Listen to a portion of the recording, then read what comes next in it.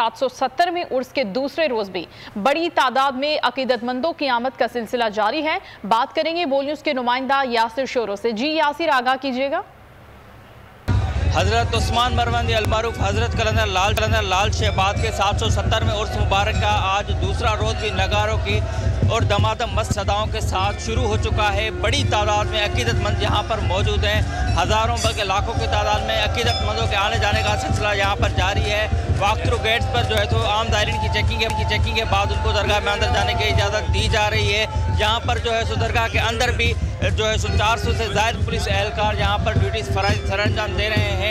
1 bye 1 एक ज़ाहिर को अलग से चेक किया जा रहा है और यहाँ पर ज़ायरीन की सहूलियात के लिए महकमा औकाफ और ज़िले इंतज़ामिया की जानिब से दरगाह के मेन एंट्रेंस पर पीने के पानी की सबीलें लगाई गई हैं और इसके साथ यहाँ पर बहुत शुक्रिया नुमाइंदा बोल न्यूज़ अपडेट कर रहे थे।